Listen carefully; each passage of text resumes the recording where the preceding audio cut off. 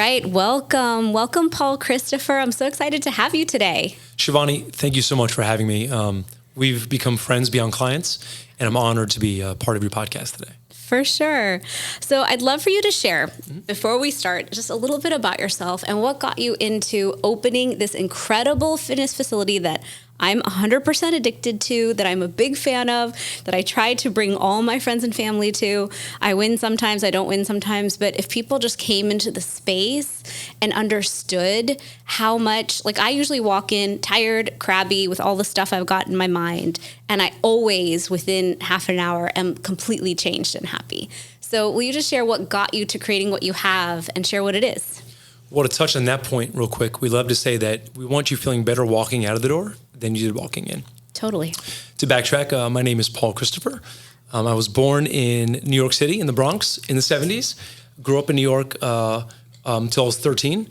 And then I moved to Florida for high school. My mom had always wanted me to go to school and raise me in a warm weather area, more tropical. It was a big risk for her to, roll the apple away from the family tree.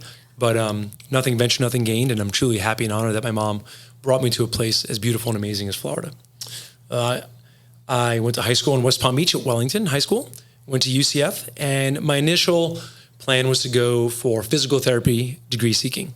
And recognizing how competitive it was in the 90s, I had applied to multiple schools, didn't get in that first year, but coincidentally, the Board of Regents for the state of Florida had approved the athletic training sports medicine program for UCF. So I took a risk, decided to stay an extra year and a half and get 2 degrees, healthcare administration, and then the athletic training sports medicine. And once upon graduating, I was like, okay, what's the plan now? Coincidentally, I ran into a girl that I went to high school with at the athletic training national conference in Nashville. And she was leaving a facility in Boca Raton, Florida. Really? And she said, well, they're happened to be looking for my replacement. So it was the Palm Beach Institute of Sports Medicine, which at the time was located in what is now Lifetime Fitness on Yamana Road. So I went about taking the job, accepting the job there.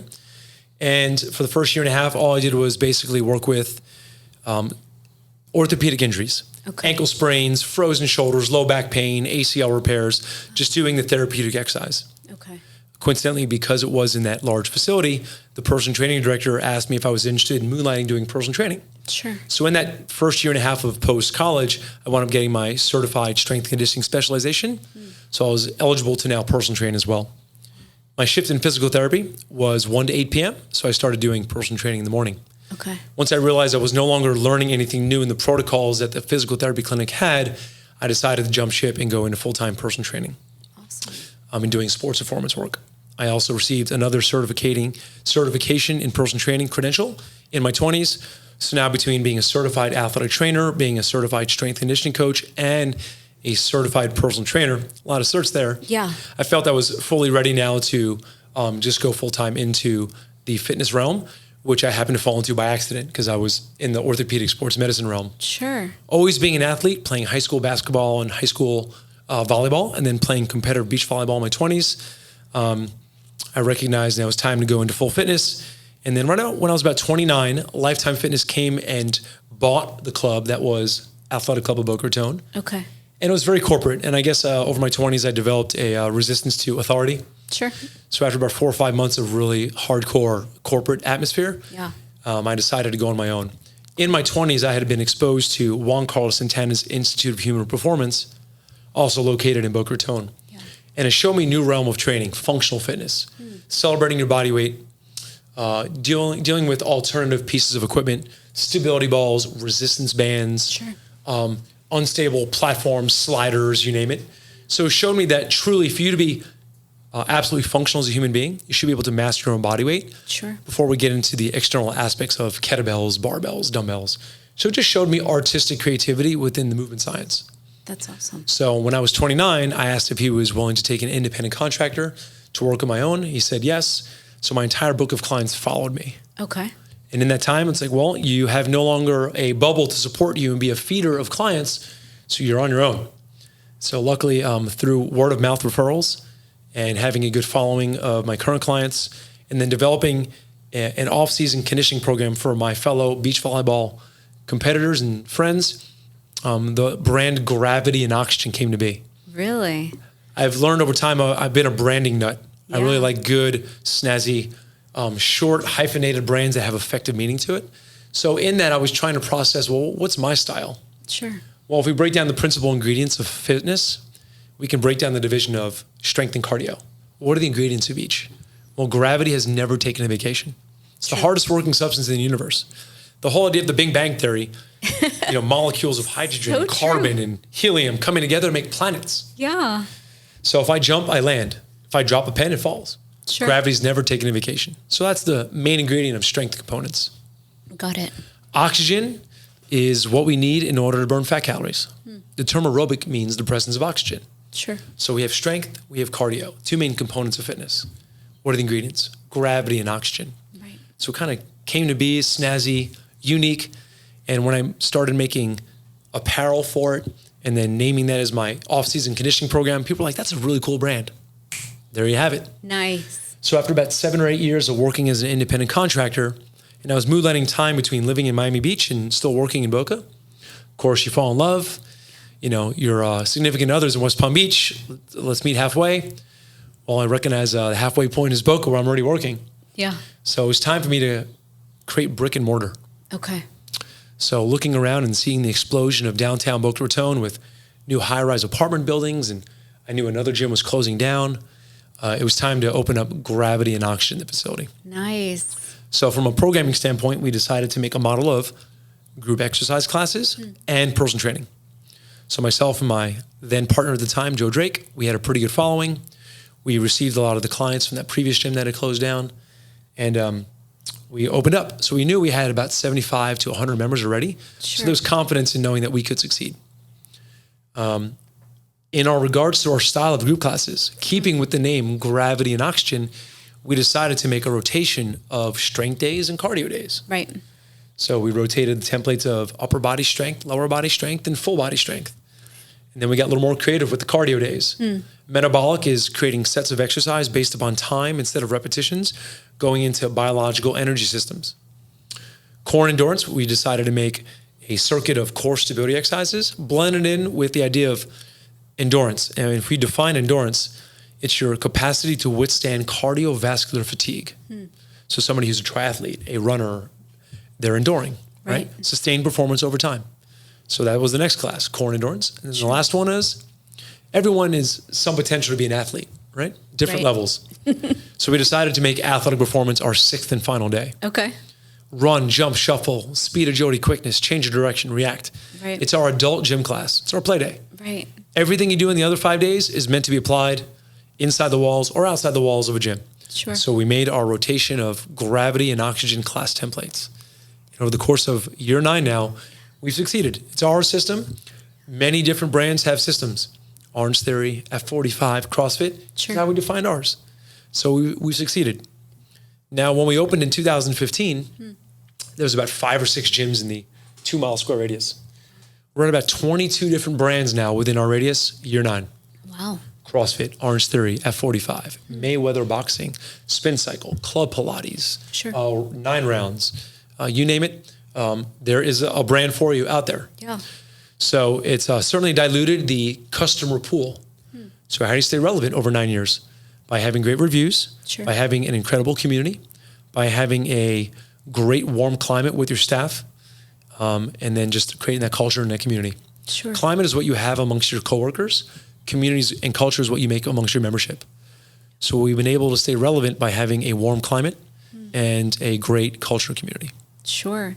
You know, it's so fascinating to hear the story. Like, I never have actually heard the whole story of how GNO got created. It's 9 years old. So we're in year 9 now. So we opened February 23rd, 2015. I'm not counting Shivani at all. So now we're now in June of 2023. Right. Absolutely. So it's certainly been, I wouldn't change a thing. To get to the point of owning brick and mortar, there was already 10 to 20,000 hours. Sure. And if we understand the rule of 10,000 hours by Malcolm Gladwell, for you to truly perfect your craft, it takes good 30 hours a week for about 8 to 9 years. Sure. So it's the iceberg, all the things you never saw before, the precipice of owning your own brick and mortar. Yeah. And it wouldn't change a thing. It's been a huge lesson in human resources. Sure. I'm certainly 3 times the manager of people now that I was day one. Sure. and a lesson in customer service. Yep. So when anybody asks me, hey, PC, how's that gym going? Never a dull moment in customer service and human resources. Yeah, of course. That's my answer. Because it is true. Yeah. But it wouldn't change a thing because it's postured me to do more things. I could say that when I started my career, could I have impacted an individual such as you? Have I impacted a community? Yeah. Now, what could I do with my increased skill set to impact society? Sure. Different tiers, right? So what would be that level? So I'm in that kind of figuring out what's that soup look like stage now. That makes total sense. Yeah. And when you shared about your history with the orthopedic piece, now it makes total sense. Because whenever anyone has a problem, I'm like, you should go see PC. And for those of you who are listening to the Fusionary Health podcast today, I am in the process of interviewing so many amazing practitioners. So I am so lucky that in my career, I get to meet the best of the best in orthopedics, chiropractic, physical therapy, personal training, all the things. But in your case, I always try to bring all these people and connect them to you, because once they help someone, I find the only way to really get back in the game is to build that strength back, build the endurance back, build your core. I came to you years ago. I feel like I've worked out with you for at least 5 or 6 years now. And I came to you because I was post-baby, kept hurting myself. I had thrown out my back. I had plantar fasciitis, just going down that list of when you put an extra 40 pounds on your body to have a child, and then you lose 20 of it, but you've got another 20 to lose. And I remember I met you, and your approach was so much, look, we're going to work out, but we're not going to injure. We're going to protect this body. We're going to build strength in a really smart way. And so when we worked out together for that year that we did personal training, I lost 20 pounds. Any physical ailments and issues I had melted away. And I was like, wow, this is what I'm going to do for life now, because this really works for me. And so I always share with people, it's been magical to work with someone who understands the mechanics of the body so well. And even if you do tweak something, I can still come into you and say, hey, like my bottom of my feet aren't feeling well. What do I do? And you'll show me 10 ways to like roll a ball under there and stretch. So can you share a little more about how that orthopedic background and this level of certification and training that you've done kind of influences the types of clients you work with, the things you've seen, and maybe some stories around what you've helped people transform since you have that unique skill set? Yes, and thank you for asking me about that topic. I would certainly say that I've recognized that my background in orthopedics and sports medicine and my college education of understanding the physiology of tissue repair or injury and then how that repair goes, and just the understanding of anatomy physiology really came together to perhaps allow me to separate from the common societal image or stereotype of personal training. Sure. So I always recognize that special nature. As we discuss the overall system, as we talked about in our classes, we love to pride ourselves on the thorough warm-up. As you know, it's the foundation. Yeah. So we literally call the first 10 minutes of our classes foundation. The layman's terms is loose, warm, hot. Sure. We want joint mobility. Motion is lotion. Right? We want to create some kind of kinesthetic awareness. We want to turn your nervous system on to indicate that, hey, we're about to do something intense here. Right. And then we'll increase the heart and the blood vessel dilation. So loose, warm, to hot is our definition of what we do in class. But we take that same mold and do it with one-on-one training too. But in deciding to make that an integral part of our protocol was because of the background of injury and sports medicine to infuse that. We start like a lamb, we hit like a lion. But we know that we prime and prep the body to accept that intensity only based upon what we do for the first 10 minutes. Absolutely. And I've noticed if I ever show up to class late, I throw the whole thing off. I'm not warmed up. I'm not mobilized. I haven't mobilized my spine. And I can feel it in the first move I do. I'm like, oh, you aren't showing up to class the way you're supposed to for this to all work well.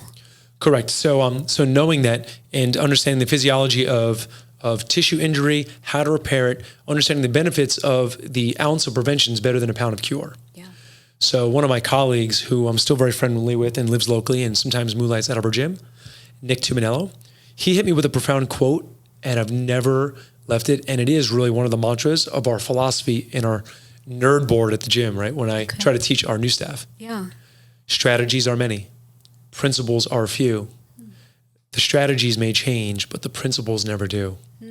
So that is literally my mantra when it comes to my training style. Our culture mantra is good energy always wins. the training mantra is understanding the principles, and from there, whatever strategy you choose, regardless of the client that you're working with, they should hold true. So I've never left that idea. And that is really the first quote on our nerd board as I teach the philosophy to our staff and also to a prospective customer who's coming in looking for that difference, that quality of what they're paying for, investment value-wise, is the basic four movements of human biomechanics is locomotion, level change, pushing and pulling, and rotation. A human being gets from point A to point B every day. Walking and running, two simple examples. Let's go beyond that. Crawling, hiking, biking, swimming. The greatest exercise of all time is swimming. Skipping, bounding, shuffling, jumping. So we have to effectively teach our clients to locomote. Healthy. Yeah, of course. Right. Number two is level change. Going back to gravity. Can I bend over and pick up my shoe? Can I tie my shoelace? Can I squat? Can I do a push-up? Always keeping in mind, am I mastering gravity with my own body weight? Number three is tricky. Pushing and pulling. Mechanically under the skin, all muscles pull bones. Just different classes of levers when it comes to the idea of physics. But when we do exercise, our joints are feeling either compression or tension. If I do a push-up, my wrist, elbows, and shoulders experience compression into the floor. If I do a chin-up, those same three joints experience distraction or tension. So understanding the way that we experience loads, whether it be a kettlebell, a body weight, barbell, dumbbell, a cable, that our joints are experiencing either compression or tension, and we do that in either pushing or pulling exercises. The fourth one is rotation. The human body is naturally, organically a transverse creature. We don't walk like the Tin Man from Wizard of Oz. For those of us old enough to know the movie Wizard of Oz. We bend, lift, flex, twist, and turn to cut corners every day in life. Whether I'm picking up my 7-year-old or I'm putting luggage in the overhead compartment of the airplane. We cut corners. So understanding we have over 600 muscles on the skeletal anatomy, and 80% of them are designed in angled patterns on our bones and penny patterns. If we're designed to anatomically rotate, we better damn well train that way. But 1D, linear training took over. There's nothing wrong with doing linear Olympic lifting, doing machines, but as long as it's applied in a transverse capacity, then we're truly being practical and functional for what we do in life. So that's our model template, blueprint for how we have people move. So let me ask you a question then. So my husband likes to run, and he goes to LA Fitness and he runs. And so sometimes I'll just go with him because I don't want to go to class later. I just want to get my workout over with real fast. And every time I walk in there to do my basic cardio, which I find so boring, and nowadays I just do the Stairmaster. So I'm like, I need something challenging. Every time I look around at the machines, I don't know how to use any of those machines because that's not what we use in our gym. And when I look at them, they look so linear. Like you just said, it's like, can you just do this with your arms? Can you just do this with your arms? Like it's very straight. And so I just wonder, and I actually have the answer to this. Recently, I was in my own office and I slipped on something. And I caught myself so fast. And a friend of mine who's a massage therapist was standing there. He goes, I'm very impressed that you have that kind of core strength and balance. Anyone else would have ripped something. You caught yourself and we're totally fine. And I was like, oh, thanks, PC. I thought of you. So let's talk about that. What happened in that moment, right? Yeah, please explain. Because if we aren't functionally trained for life, I think we are doing a disservice to our overall well-being and longevity. Right. So can you talk on that? Yes, so let's circle back. So you mentioned how you were pregnant and you worked with me postpartum. Yeah. So beyond losing weight, there's been an elongation or stretching of your womb muscles. Sure. Right? If we have an onion and I cut an onion in half, that onion has layers, does it not? Sure. It has deep layers and it has superficial layers closer to the skin of the onion. Our human anatomy is much the same way. So when you had a baby in your womb, you were stretching out those deeper tissues, your transverse abdominis, your pelvic floor, and the obliques. So once you have that baby, all that elongated, compromised muscle needs to recapture its length-tension relationship and come back to its ability to brace and stabilize. Right. So I used to say in the past that somebody with a weak core moves before they stabilize, and somebody with a strong core stabilizes before they move. But that actually is not true. What the difference is just the time and contraction of somebody who has a strong or weak core. We're talking nanoseconds. So when you first had a baby, if you experienced that wet floor and slipped, you may have fallen over because of the stretched out, compromised capacity of your deep core tissues that will stabilize your internal organs that press into your spine to have control of your trunk. Sure. But due to the development of us knowing, Shivani, you just had a baby, we're now going to train that onion from the inner layers and then work superficially. Sure. Deep to superficial. So we taught you how to brace All right. And then by bracing, you're able to have control and stabilize and not injure yourself. Right. So we trained your physical muscular trunk onion from the deep layers out to superficial. Right. Because it lays the foundation of, can we get back to doing hex bar deadlifts? Can we do push-ups? Can we push a sled? So understanding that the next principle philosophy as we go beyond locomotion, level change, pushing and pulling and rotation is the National Academy of Sports Medicine has their paradigm of, if everyone who's listening and not watching, if you can imagine a pyramid or a triangle in your mind, the greatest part of that pyramid is its base. And with that, we have stability. And that is developing static and dynamic control of our main proximal joints. Sure. Our hips, our trunk, and our shoulders. So once we've developed the capacity to stabilize those main joints, then we want to develop force production, and that is how we define strength. So above the base of the pyramid of stability is strength. On top of the pyramid, that little triangle is power, and that is the rate at which force is produced. So from a logical standpoint in our gym, and I'm very much a logical fitness professional. Yeah. We work on stability, then strength, then power. You have to earn the right to get to the top of that pyramid. So when you were postpartum, we worked on developing the base of stability in your hips, your trunk, and your shoulders. And that laid the foundation. Sure. If you don't have very much stability in your body, You have no power. we have a saying that's very famous in fitness. You can't shoot a cannon from a rowboat. So true. So we worked on your base. And luckily, by doing functional training and developing that core trunk stability, you're able to not fall when you slipped. You know, what you just said is so potent, like the triangle. I think so many of us believe we're stable, we believe we're strong, and we want to go for power. Because if you look around on social media, at least I spend a lot of time on social media, all these videos I see are women or men who are so strong and they're lifting heavy and they're so powerful. And so it looks so easy. It looks like, hey, like if this person can work out and do this, I can have this. But, you know, you and I have so many conversations around what does it take to be your healthiest and most vibrant? And once you have that, you have always said that, like, powers last. And I am always overzealous and I'm like, can't I just lift heavy now? I'll do the recovery stuff, but I just want to jump in. And every time I've done that, it has been a slap in the face because it's like you're trying to jump up a step that you haven't like necessarily earned yet in your body. Right. There's many layers of that little monologue you just had there. We talk about social media and the influence it has subconsciously. Yeah. You know, what we're not seeing very many videos of are the epic gym fails. Sure. Right? Everyone is showing their best. They're sensationalizing the power and explosive moves. Oh, look at what I can do. I can now do a push-up on just my thumbs. Or look at this insane amount of weight I just did a hang clean on. Yeah. But we didn't see all the gym fails. We see Steph Curry making the most amazing three-point shots. You never saw the 10,000 balls he missed when he was 16, 17 years old. Sure. So we show our best, not our gym fails. True. Right? But we're thinking, okay, that's what I'm supposed to do because we're influenced by what we saw on someone else's best. Sure. Right? So there has to be a logical progression to get to the main stage. Absolutely. And speaking into that, there's so many PC-isms that you've had with me over the years. Mm-hmm. And each of them has become so branded in my mind just because when we do work out together, we push and we work hard. And then when I'm not training with you actively and I'm in group class, even if I see you, I'm like, PC could be watching you. You better have good form. And one of yours is you can't chase two rabbits. Well, if you chase two rabbits, you won't catch either. Right, which is a big deal. Like that one's a powerful quote in any aspect of your life because oftentimes in business, I'm trying to chase like 5 rabbits and I'm definitely not winning at any. And another one is greatness. What is the one about? At the edge of uncomfortable, greatness happens. Yes, that one's my favorite by far. That one's like that one and dig deep in the well.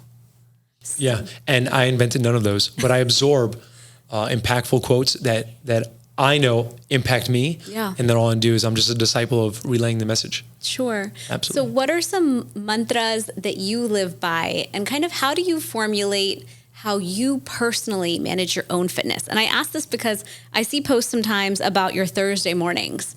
I think it's your Tuesday or Thursday morning when you take the time, you swim in the ocean and you take that time for yourself. And as a founder and owner, I look at that and I'm like, wow, much respect. Like you love your craft enough that you're not just in the gym, you know, working out and lifting and showing the rest of us that we can be that strong. You're doing the opposite. Like you're doing there's the yin to the yang.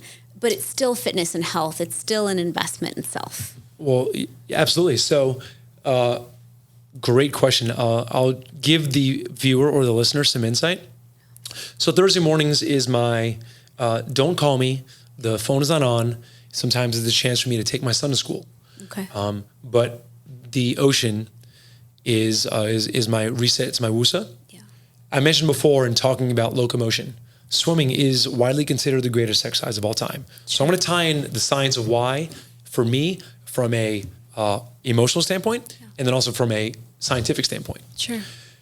Why is swimming considered the greatest exercise of all time? So either the New York Times or the Wall Street Journal interviewed 50 of some of the top fitness professionals nationwide. And they said, if you can give the human race one compound exercise and one only to satisfy the most overall bullet point checks of fitness, what would it be? 23 of the 50 had the same answer. There are probably 1,000 answers they could have given. And for 23 of the 50 to have the same answer as number one to give the human race, that says a lot about the answer. Sure. Swimming. It is resistance in all directions. It is non-impact. It is cardiovascular, and the buoyancy of the water displaces gravitational pull on our spine and compression. Right. So with that, one of our coworkers, Rob, who's been an avid swimmer all his life, who came on board, invited me multiple times to come swimming. Okay. I live 200 yards from the ocean. I have the most amazing gym in my backyard. It's called the Atlantic Ocean. Yes. Why am I not maximizing that opportunity? I've always been an avid swimmer. I can do all the strokes, but to now make it an integral part of my routine, I recognize how could I have possibly, if I'm a fitness professional, if I'm a chef dishing food, why am I not taking number one and putting it in my own program? Totally. Shame on me. So guess what? Thursday mornings is my 0.7 mile swim from in front of my house to the Boca Inlet. Okay. Now, even in social media, when you see me and I take a picture of my goggles and the ocean's beautiful, it's calm, I don't always get my 0.7. Okay. You think I did, sure, but maybe I got a quarter mile, maybe I got 300 yards because I'm still pressed for time on my daily to-dos list. So as you're chasing 5 rabbits, I'm chasing the 5 as well. Sure. But at least I knew I got my swim in some capacity because that was my time. Yeah. For me to better help others, I need to have my time. Absolutely. So that's the tie-in of why I swim.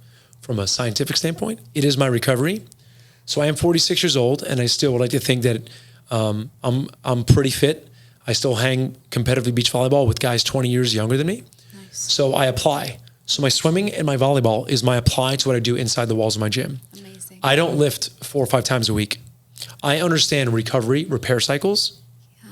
So I'm not here to continually compound the trauma to create chronic inflammation in my body. Sure. So if I have a hard workout and maybe my hamstrings are sore from deadlifting or my traps are sore, my pectorals are sore from some push-up or chest fly variation, I listen. There's hearing and there's listening. I listen to my body. So maybe I got 2 really good workouts in.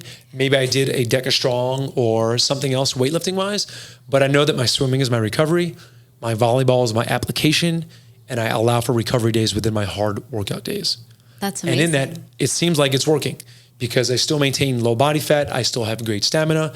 I have the capacity to still run and chase my 7-year-old. Sure. I can play competitive sport against guys 20 years my younger.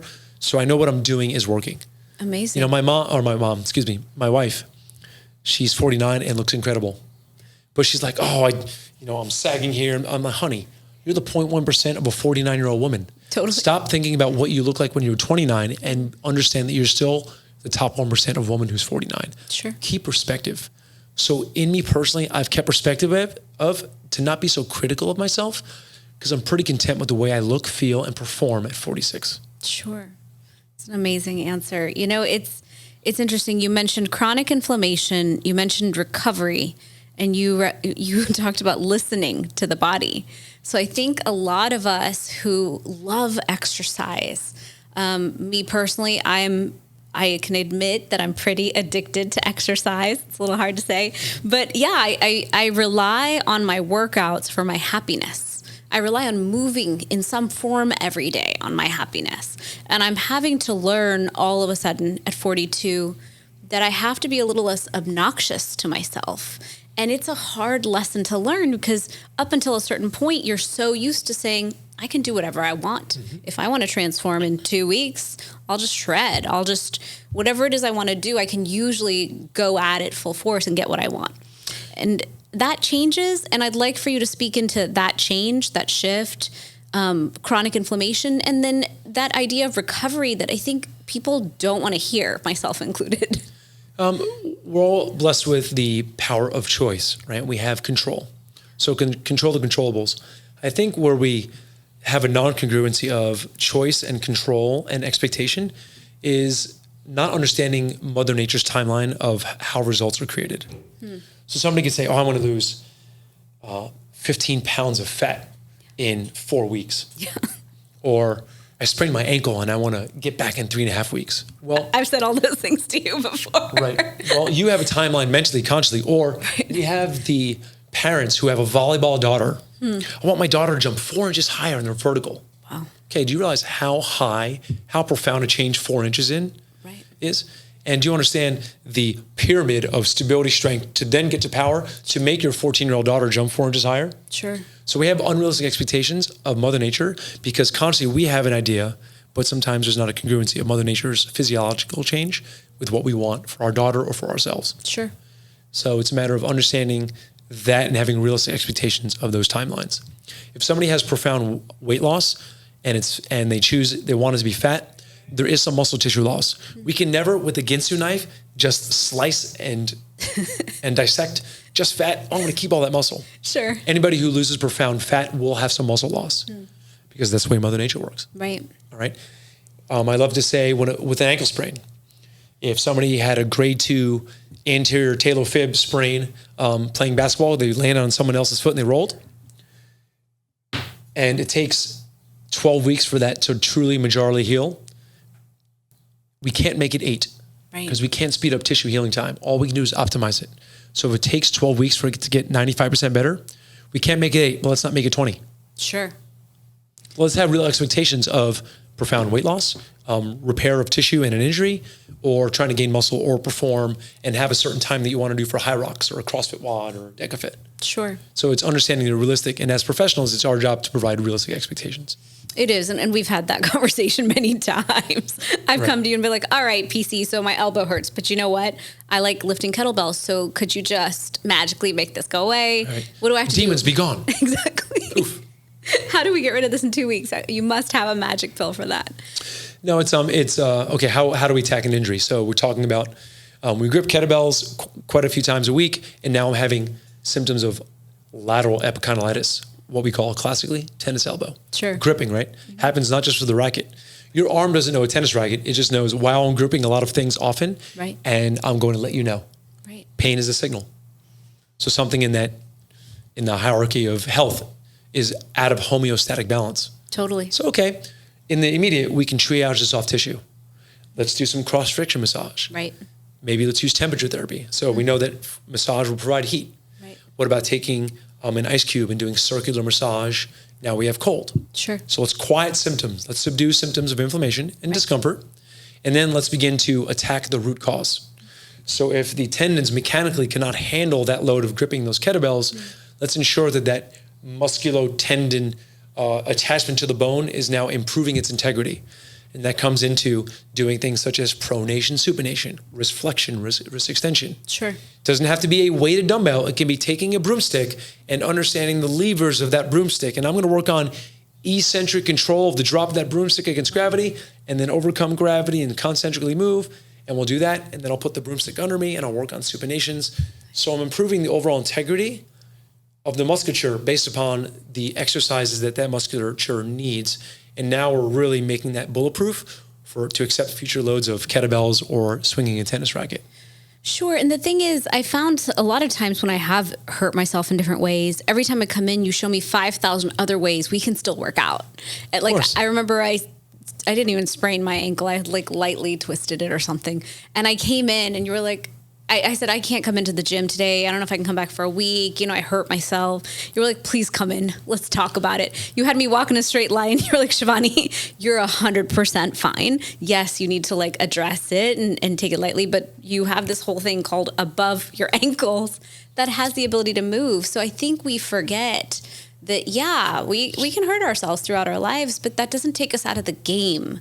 We have such an opportunity to stay positive, to stay healthy and vibrant, but for those of us who love to exercise, we don't have to just step out. I see that sometimes with my friends at the gym. They'll not show up for a while. I'm like, where did my friend go? What happened? Then they come back, oh, I hurt my shoulder. I'm like, okay, I do that sometimes. I lift heavy things in my house. I'll unload all the Costco at once. I'll do crazy things and feel the pulls. But if we come back in and do all the other workouts that we can do, then we're not losing our strength and our fitness. Of course. Why did the shoulder have to impact the rest of the body? Right? Why did that one little island have to affect the continent? Right. There's so many things that we can do. Perhaps maybe I'm left-handed. I'm an outside-the-box thinker, very creative. There's gray in the black and white. So why should a shoulder injury say that you can't exercise overall? Sure. So much like you talked about slipping and falling. Yeah. So I've got a wonderful client I've had for years, a dentist, happened to slip in the office place. Oh, I hurt my back. I can't come in and see you. Do you know what I do? You understand my credentials, the whole, right? Yes. So what if right now your pain level is a 7 out of 10? Yeah. So we have a quantitative number. Subjectively, tell me on a 1 through 10 how you feel walking in. Now, through me showing you some lumbar spine, hip, thoracic spine mobility, let's do some core engagement. Let's hit you up with some isometrics, which is contraction without movement. Sure. Now let's see if we've dropped that number from a 7 walking in to a 4. Right. You felt better walking out than you did walking in. The whole purpose of walking into gravity and oxygen. Right. So if they just decide to do rest and not do anything, are we truly optimizing the healing time? We're not. No, you'll because stiffen. you chose to be stiff and not move and just recover. Yeah. Come in with me, optimize. The cycle is now. So the one thing I said, if you're not going to come in, go walk in the pool. Let's go ahead and unload your back. Sure. Let the buoyancy of the water displace your body weight and try walking. Right. Let me know how that feels. So you know what? You chose not to come in. I could have helped you. Okay. Here's my one little nugget of advice. Do it on your own. And I'll see you next Friday. Sure. And it might be a touch controversial to say, but I see people hurt themselves all the time. I'm in the business of turmeric, so people call me all the time when they're in pain. And I'm like, don't go to PT. I love PT people. But sometimes they just have you do a very strict set of exercises in a very specific linear way. And 90% of the time they say to me, don't go back to the gym anytime soon. And I always look at them like, are you kidding me? Like, you're giving me the opposite of good advice. I need to mobilize. I need to keep my endorphins up. But I feel like as humans, our automatic reaction is, I'm going to lay on the couch and wait till this gets better. Well, that's what the advice you might be receiving too. And we never want to bring down or knock other colleagues, other people in the healthcare system. Sure. I try to seek to understand before trying to be understood. So we do, as personal trainers or fitness professionals, experience roadblocks like that where we have to defeat those notions with our clientele. So if I try to think of the environment of where an orthopedic doctor might be spending their days. Sure. Where a physical therapist is. So an orthopedic doctor will spend time in an office talking with someone about their pain. And then on the other days, they're surgically repairing injured tissue. Right. In an OR. Right. But if day after day, week after week, month after month, year after year, they're just hearing people explain their pain in an office. True. That's going to be the lens. Right. And they don't know what your definition of exercise and fitness or going to the gym is. Sure. They're going to err on the side of caution. Sure. Don't. Yeah. Right.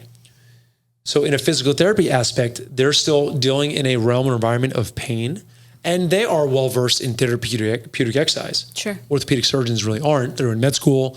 They're amazing carpenters. They understand how to repair tissue. Yeah. Now we get into physical therapy. They do therapeutic exercise. They understand modalities of ultrasound, stim, grasp technique, dry needling, things of that nature. Sure.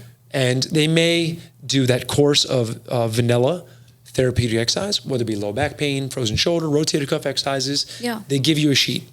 Their job is to not see you for the rest of your life. Their job is to rid you of pain within the script that has been given by health insurance. Sure. Here is your piece of paper, Mrs. Johnson. You've had a great 6 weeks. We wish you the best of luck. Yeah.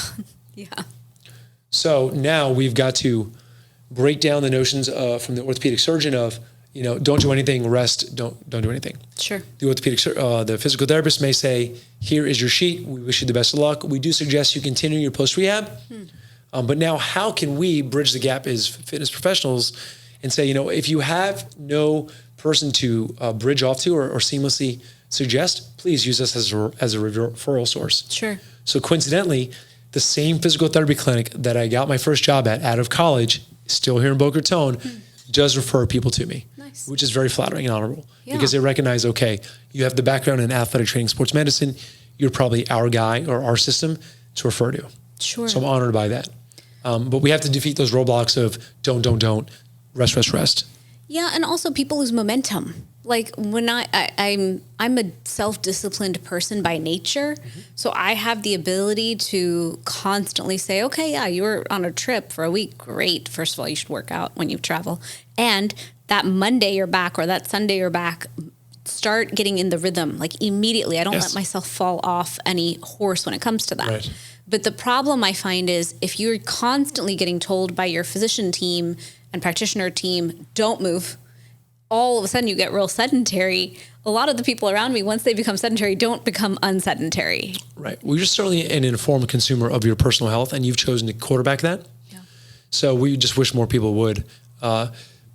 Knowing that you have to be proactive. Imagine this. You're someone who really is not an avid exerciser. You really didn't play sports. You just weren't a coordinated person. You didn't get picked first for the kickball team in school. Sure. Just not in your daily to-dos to have a propensity to exercise or move. Now you slipped and fell, or something landed on you, you had a contusion, you had a car accident, and exercise is not in your daily mantra.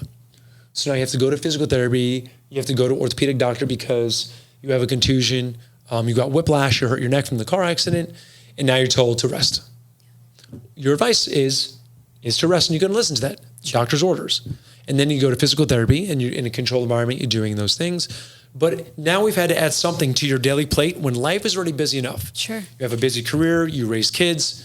Now we have to ask you to partake in a regularly scheduled exercise program when it never was even part of your own program. Sure. Now you have to wedge that in your daily life of pie. Yeah. Well, let's talk about that. I see around me, I have young children. My kids are 9 and 12. And in our current culture, we like to put our kids in every sport and expose them to everything, hope they'll pick something. And when they do, we're like, yes, my kid's the best soccer player. It's amazing. But we already expose them to everything. So I've had my kids in baseball, soccer, football, this, that. Not really football because we're Indian and small, but everything else, basketball, and we're not that tall. Hey, great potential for cricket. Exactly. Well, the funniest thing you've ever said to me, I remember once I was looking at the barbell you created for me to lift, and I was like, PC, I'm short and I'm Indian. Why do you think I can pick that up? I can't remember what you said to me. You said, like, Shivani, the barbell doesn't know that. Pick it up. And I was like, oh, it's true. Like, the limitations we set in our mind are our own. But when it comes to sports, my own daughter recently was like, I'm done. I've tried everything. I liked nothing. And we're kind of looking at her. She's only 12. Like, you have to learn to love to exercise. There's no choice for anyone to have good health. And so that's why I spoke to you the other day, and I was like, I'm going to need you to work with her, because when I was a kid, my mom, being diabetic, had to go to personal trainers to learn to exercise. Oftentimes we don't just know how to exercise. We don't know how to walk into any gym or fitness facility and pick up everything that's there. We need to be trained on it. And certainly we need to be trained on safety. Like, to me, to know how to use my core and all these things and how to lift with good form is extremely important. Or I'd be a proponent of more injury in my own body. Mm-hmm. So can you kind of share what you see with kids and health and obesity, and what kind of what you look at with your own kids maybe as the path to health and how you can inspire them to have that? So I have 3 sons, 20, 17, and 7, Tyler, Braden, and Covey.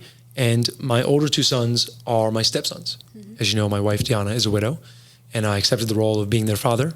I met her 3 years after her husband passed away.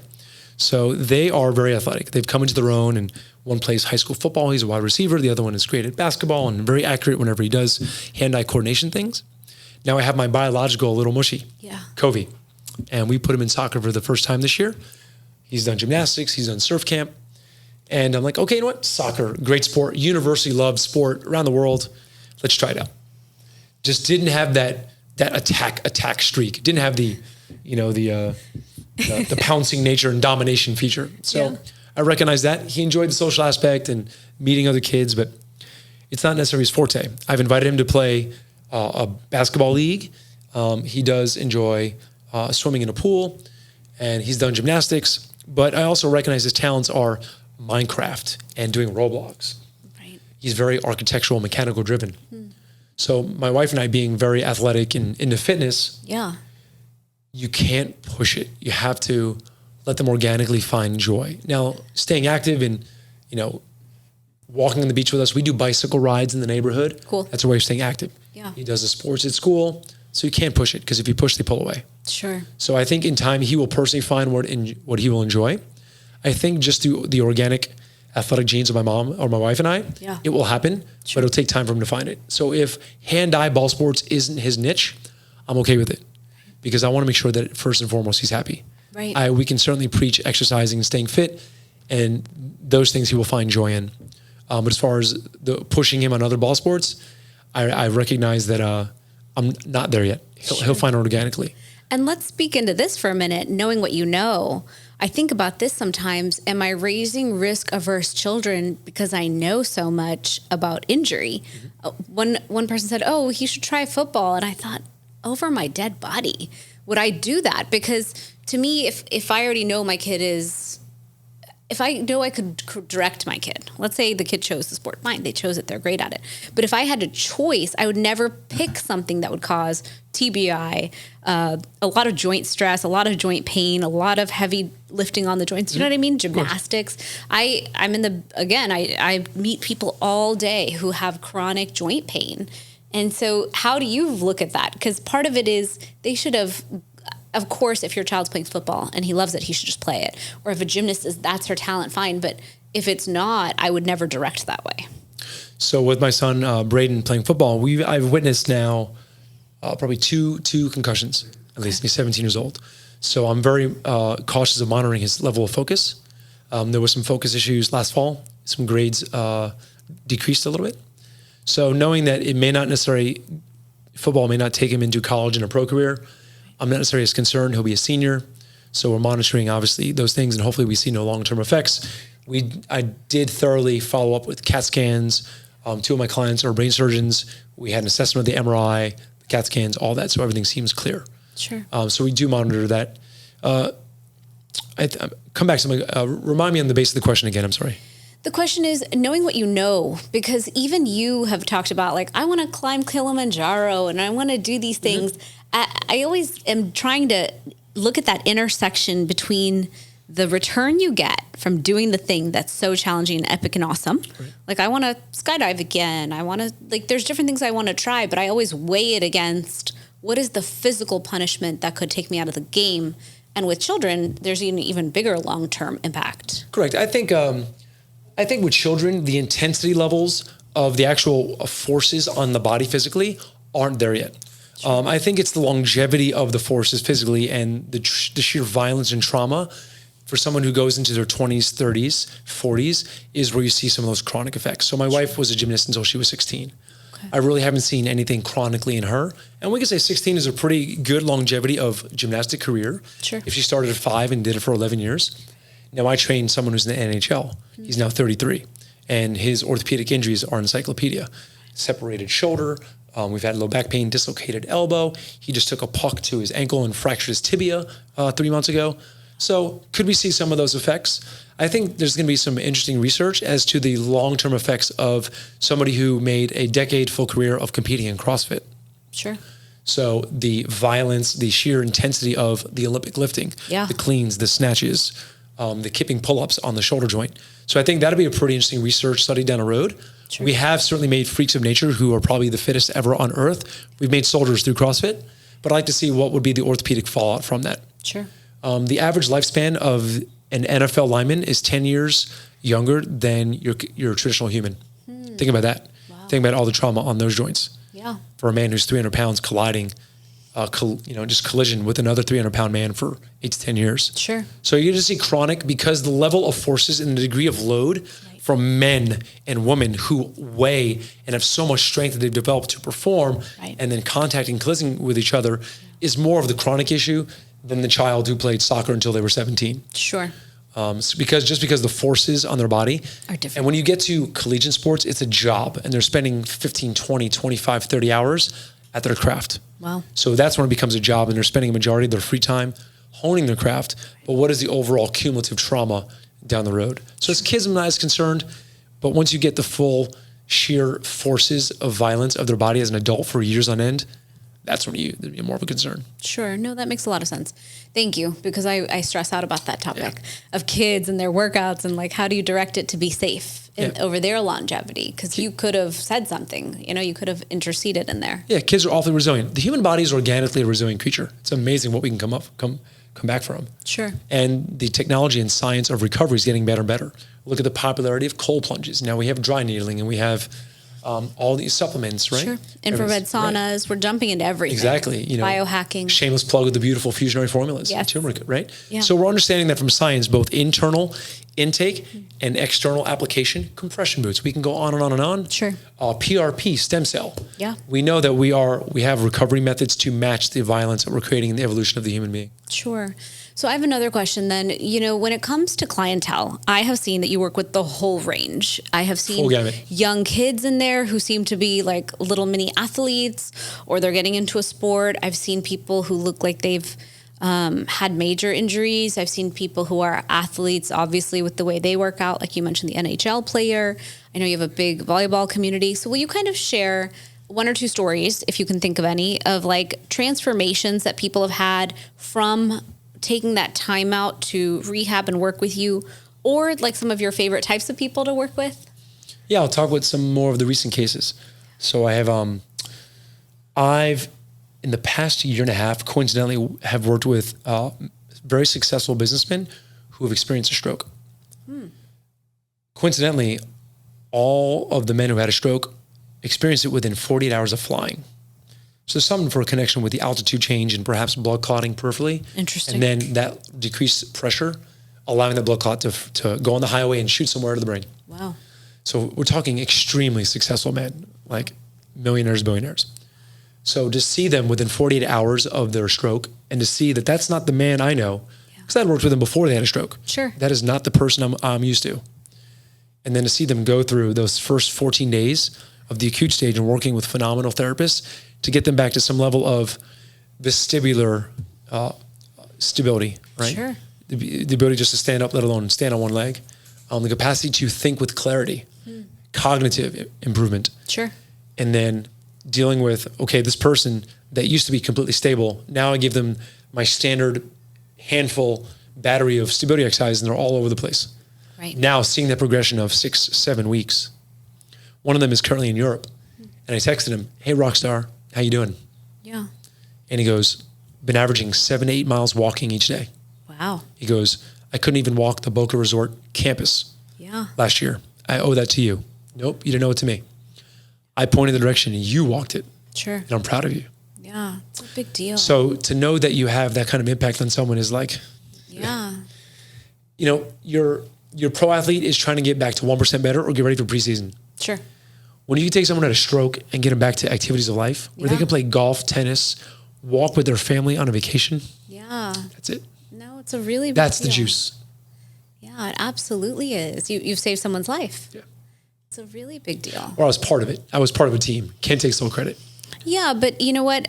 That's part of what has kept me a part of your place is when I met you those years ago, I was lost. I had all this excess weight on my body. I know we talk about weight loss from a vanity standpoint, but if your identity is that of someone who's healthy, vibrant, and strong, and you can't find your way back, you need a lifeline. So I found you as my lifeline. I'm honored. And that lifeline who can pull you back to shore and say, hey, it's going to be okay. We're going to get there. We're going to do this together. I believe in you. There have been so many times you said, Shivani, 5,000 meters. And I just looked at you like, over my dead body. No, we're not doing that. And you're like, I'll wait. You can do this. I know you can do this. And you've said that to me thousands of times now. I know you can do this. So oftentimes you're holding space for the potentiality of someone that they don't see in themselves. And that's the magic. The magic is exactly it. It seems so backward, but the fact that people hire someone to take them through physical movement and rigors and stress, it's so backward thinking, logic-wise, right? But people come to fitness professionals for one of two reasons. Lack of knowledge of what to do, or lack of motivation to do it, or both at the same time. So if we define fitness as your capacity to recover rep by rep, workout to workout, day by day, well, I'm here to take you to that journey to be able to recover and take you through fitness. Right. And that's the idea. It's truly your ability to perform, repair, recover, enhance. Sure. And that's the whole idea of the 5,000 meter row is at the edge of uncomfortable greatness happen, because you aren't going to take yourself through 5,000. Never. But it's my job to take you further than you would have taken yourself. True. And that's what you pay for. That's the value. Yeah. And thinking as you were talking just a second ago about all the myriad of situations you and I have dealt with, the postpartum, Yeah. weight loss and regaining pelvic floor integrity, working back from orthopedic injury. Sure. We've been successful on handling all of those variety of situations because of the principles that I have. Sure. So regardless of the situation, the principles hold true. We just adjust the strategies of how we're doing that. Sure. And that's how it circles back. And that's what I try to portray and preach upon my team. Awesome. No, I love that. And it's funny because I love to work out. And so if I'm traveling, I will work out anywhere. If I was in Orlando for a hurricane, I worked out at Orange Theory. If I'm in Houston, I'll go to wherever my sister goes to, and she's always trying new places. And every time I miss my home gym, every single time. And I know when I walk into my gym, even though I just got off the phone and dropped the kids and deal with all my things, I put everything down and my friends are there. There's a crew, we call it the 8:30 crew. I know them well. And our 8:30 crew is so fun, and not everyone's awake, not everyone's caffeinated, but we show up, and about 5 to 10 minutes in, it's hard for the trainers to even get us to be quiet. We're aware. Yeah. And so we're always just lifting each other up. I'll be working out and they'll be like, "Hey, Shivani, you got this." And I'm like, "Oh, thank you. Thank you." Because in my head, I'm sucking at this so bad right now. It's and that speaks back to the culture and the community. It's really blows my mind when you're in the thick of the day-to-day operations and logistics. When you're the chef always cooking and back in the kitchen, you don't realize like, wow, people keep coming back to the restaurant. Yeah. And to see all of the relationships and friendships that have happened, to see them doing like these little, Saturdays and Sundays, hey, we're going to brunch and we're doing this and that together. And that was all caused because these people that were individuals all met each other in the walls of gravity and oxygen that we created 10 years ago. Absolutely. Sometimes I just step back and say, this is crazy. It's so wild and flattering to know that it truly has become a culture beyond what I ever thought it would be. I just decided to make exercise and make a cool brand and throw some fitness for some people in the local community and to have these friendships and lifelong relationships. We've had a staff member fall in love with a member that he met on when we took our team for a Pilates class and he met the Pilates instructor. Yeah. And now they have a son because of it. Wow. It's just, it's crazy. There's such good friendships. I know one woman right now is going through like divorce issues and moving out of her house, and she's not close enough to me that I get all the details, but I can hear that the next friend over is like, "You got this. Do you need help with storage?" Like there's so much community and camaraderie and support. You're right, they do meet for brunch, they party on Saturday, they invite me out. They go to Miami for dinners. There's a lot of fun happening in the 8:30. We know all the stories. Okay. Yeah, it's fun. It's fun. And you know what? Our Fit Pros are part of our group. Yes, they are. Which is really cool. You see a baby shower, the Fit Pro team is in the baby shower. Why? Because who else are you closer to than the person who you sweat with every day? Of course. Who's part of your daily life and building not just your health, but your happiness. Yeah, absolutely. It's great. And, sometimes Papa Bear doesn't get invited to those things. And I take no offense to it because, it's totally okay. I recognize okay. Someone's got to, do the dirty work or has to be the sergeant of arms, right? Yes. Right. We talk about those times where it's trouble for the fitness professional to be able to give the explanation of movements, right? Sure. Turf talk's going on. Sure. Yeah. Yeah. No, it's true. It's very true. It's all good. But yeah, thank you so much for coming today. I'm honored. Yeah, I really wanted to just dive in. Is there anything else you can think of that you wanted to share today that we didn't get into? No, I don't believe so. I think there's certainly material for a second talk. I'd be always honored to come back and talks like this with you give me perspective. Sure. So there's a double win here for this for sure. And to witness your successful journey and to be part of that physically, but also see career wise and business wise is, I learn from you. To teach us to learn and vice versa. And thank you. I will always do this, and I'm honored. Thank you, Shivani. Thank you. And again, thank you for creating a safe space. The place you've created is community. It is wellness. It is fitness. But there's some magic to it. And it's why I try to bring everyone to you. For me, I am an entrepreneur. I'm a mother. I'm on this health journey. I am constantly working to prevent the diseases that my family suffers with. It's my lifelong journey to do so. And there's ebbs and flows with it. And in your space and alongside all of you, I get to really challenge myself. A lot of times I get on that treadmill and I look out the window and I'm like, you've got this. You will win at this. Like my whole mindset is shifted in that space. It's transcendent. Mm-hmm. And I know that that's a crazy thing to say, but it's true. It's a transcendent space that you've created that allows us to shift our vibration, our health, our mindset, our joy. So we really come back to our homes or our workplace, our best self. Of course, it's a chance to release your frustrations. It is your wusa. Yeah. Yep. Exactly. And we try to go by the mantra, good energy always wins. Absolutely. Right? Yeah. All right. Well, I invite everyone to check out Gravity and Oxygen. Appreciate you. My favorite place. Will you share where it is? Yes. So we're located here in East Boca Raton, directly on Palmetto Park Road, right across from City Hall. So 2nd Avenue and Palmetto Park Road, not far from Eisner Park. We offer person training, one-on-one. We do our group classes. First experience is complimentary. Come check it out. And, if you're looking for a sound system that makes sense, has logic, provides results, and it has incredible unparalleled community, come check us out, gravityandoxygen.com if you want to go to our website for more information. Perfect. Thank you so much. Thank you, Shivani. Thanks for joining me for this episode. Check out our sponsor, Fusionary Formulas, the potent turmeric supplement used by doctors around the U.S. for patients with pain and inflammation. www.fusionaryformulas.com. I'm your host, Dr. Shivani Gupta. For more, visit shivanigupta.com. Subscribe to this podcast in Spotify or Apple Podcasts. Click the follow button or subscribe in any of the apps that you use. That's all I've got for you on the Fusionary Health podcast this week. You have the power to transform your health and achieve vibrant health starting today.